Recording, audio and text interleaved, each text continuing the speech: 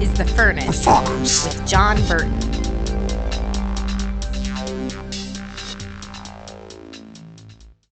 Hey, all right, so recently I shared a podcast about the idea of how we need to be ready and instant, in season and out of season, to shift, to move, and how so many people are afraid to take that step, and they are in the same job and living in the same city, in the same state, involved in the same ministry as they have been for the last 5, 10, 15, 20 years. Some people are called to do that. Some people definitely are not. And I'm going to share a powerful story with you that's going to give you understanding about how God really wants us to be ready in a moment's notice. So the question that you have to ask is, literally, are you ready right now if God were to say, I need you to move to another city and I need you to start from scratch. I need you to consider a different a job, another ministry, whatever. Are you ready to do that? Are you ready to shift? You know, a lot of people hear this and they think it's immature or haphazard, or to where people are flaky. And here's the answer to that. Don't be flaky. Do not ever shift before God tells you to shift. Ever, ever, ever. Don't do it just because you want to, just because you're bored, just because you're frustrated. Don't ever do it. Always shift exactly when God tells you to shift. That should be super obvious. And so if he doesn't say shift, don't shift. If he says shift, then shift. And so when Amy and I were in Colorado, you need to understand the background. So we planted Revolution Church there in Manitou Springs, Colorado. Dutch Sheets told me he believes it's the darkest city in the nation. Loads of witchcraft and the occult, and I have unbelievable, ridiculous, supernatural, insane level, miraculous stories of so many different things that happened there in Manitou Springs. I mean, the spirit realm is incredibly volatile. It's active, it's alive, and so, man, I'm telling you what, that was our mission. God called us there, and we were developing and growing and had big vision, and we're ready to see dramatic things happen, and we saw a lot of great things happen. But on one hand, we knew there was more to come. But on the other hand, the Lord had been speaking to us about moving to Kansas City to be part of the International House of Prayer, or at least to go through a 3-month internship. So we visited KC and went out there and visited the prayer room and talked to people, and kind of made a decision that at some point we'd like to do that. Well, we couldn't do it immediately because there was just no way financially that it could happen. So we put it on the back burner. Well, one night I was preaching in the church. Now again, I'm talking about being available and flexible and ready to shift directions, radically shift directions. So I'm preaching. In the middle of my sermon, the Lord speaks to me. And he says, John, this is the last time you're going to be preaching in your church for a long time. You are moving to Kansas City immediately. Now you need to understand what's happening here. I had just bought my wife her dream house. It was, I don't know how much it cost, nearly $300,000 or something. I mean, it was a big, big decision. And there in Colorado Springs, in a wonderful neighborhood and excellent schools, and our house overlooked Pikes Peak, and it was perfect. We loved that house and we loved that neighborhood, and so we were greatly invested right there. And so we had just done that, and again, the Lord speaks to me in the service. This is the last time you're preaching in the church for a long time. You're going to Kansas City. Well, I actually shared that information with everybody in the service except my wife, because my wife was in with the kids. So I shared with everybody. I said, guys, you need to understand what's going on right now. It was a very powerful moment. I said, God just spoke to me and said that this is the last time I'm going to be here. We're moving to Kansas City. And everybody applauded. They felt it. They felt the confirmation of the Spirit that it was time. And so at the end of the service, I went in and peeked into where Amy was with the kids, and I said, hey, just need to tell you something, that the Lord spoke to me that this is the last time that we're going to be here in this church. We're moving to Kansas City. And then I closed the door, and I let her just kind of ponder that for a moment. And, well, Amy comes out of that room, and we stay behind in the church, and we start talking a little bit. And she said, all right, we're going to do two things.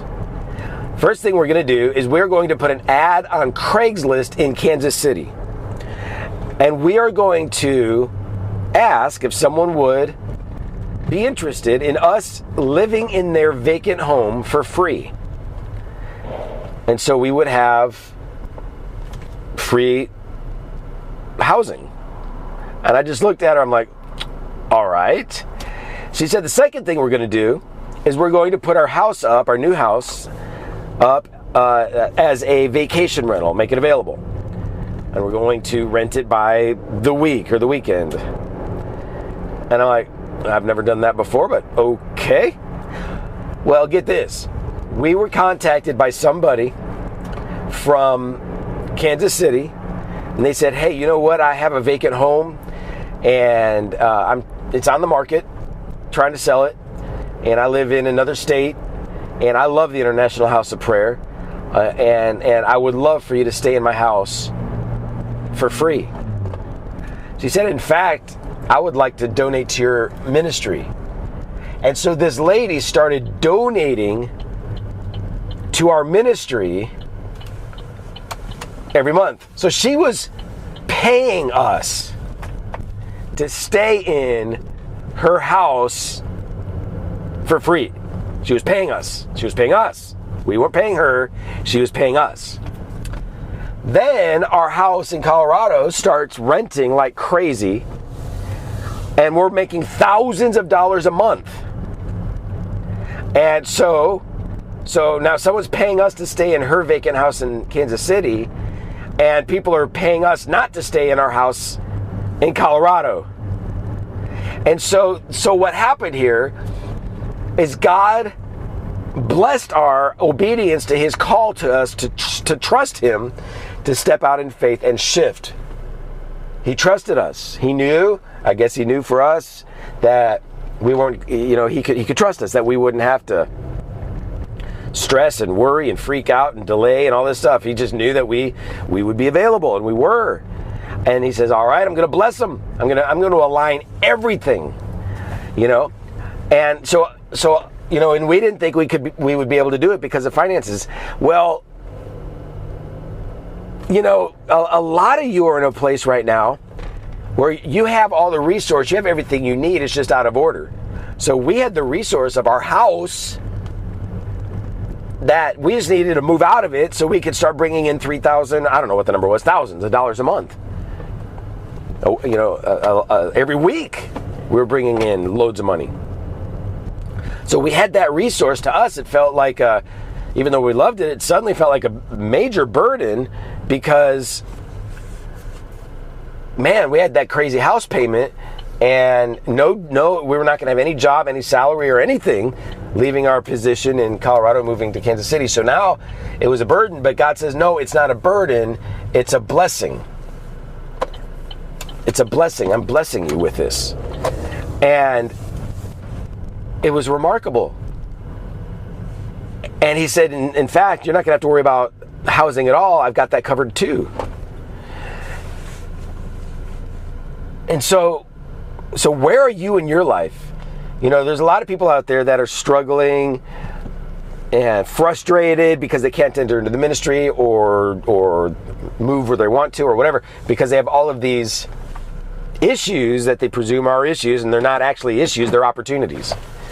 And so what is God doing in your life to where something seems like in the natural it's not possible, but God actually put those things in the natural to enable you to do what you've been called to do? If you're supposed to stay put, but if not, don't. And in fact, all of us need to be flexible. Maybe you've been called to stay put, and God's going to suddenly visit you with the call to shift. And by the way, do not look at your assignments, whether they are quote unquote finished or quote unquote not finished, because that is not an accurate barometer. See, we looked at Manitou Springs at the time, and there's a whole lot more story that I could tell. I won't tell it right now. And it was so easy for us to say, the mission's not done. There's so much left to be done. It sure seems like we need to be here, and we need to keep advancing and stay in position.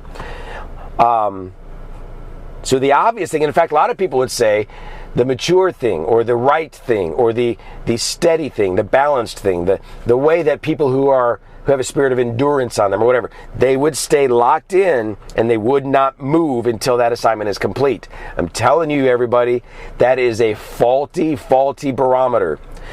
God very often will call you to start something and then get out of the way, even though it's not complete. He may call you to manage something for years and then get out of the way because he has someone that's more ready, more gifted, more seasoned, or whatever. The baton needs to be passed.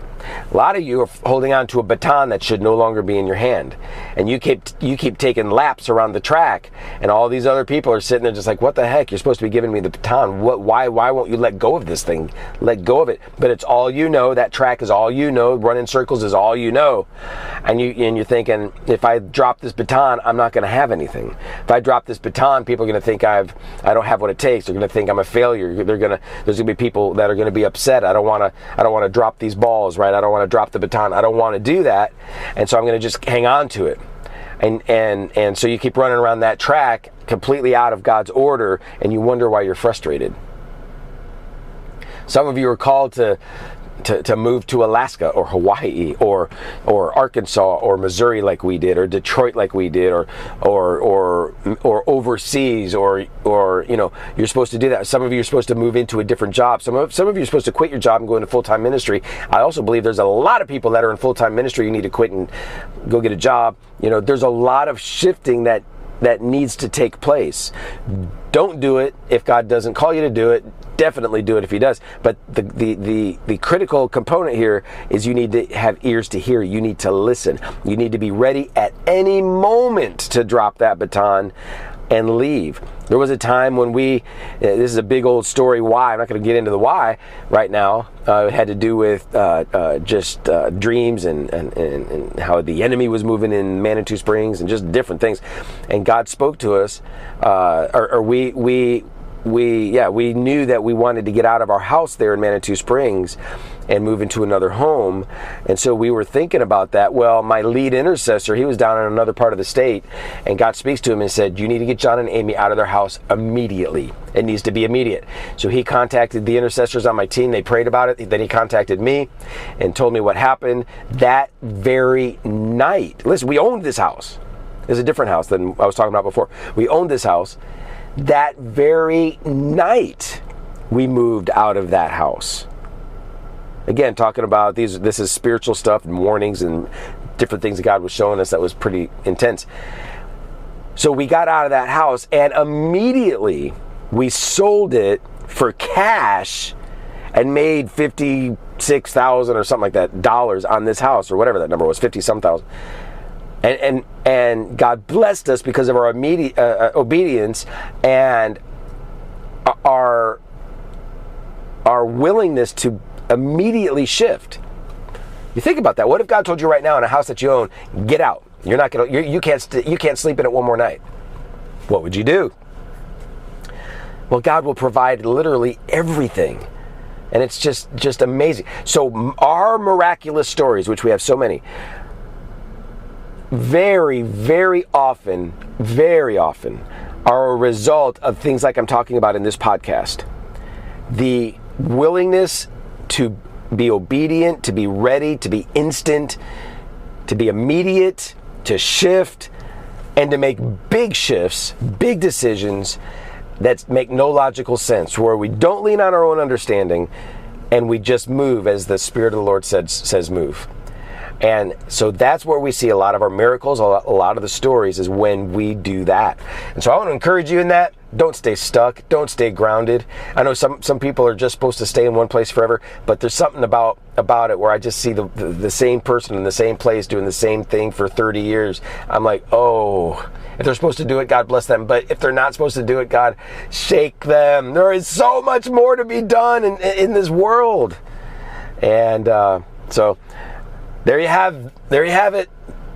And I believe God has miracles for you. Signs, wonders, supernatural shiftings. All right? Until next time. Hey, maybe before I put out another podcast, maybe God's going to call you to shift. Hey, let's see what happens. All right. Thank you for listening to The Furnace with John Burton. You can access media, read articles, and partner with the ministry online at burton.tv.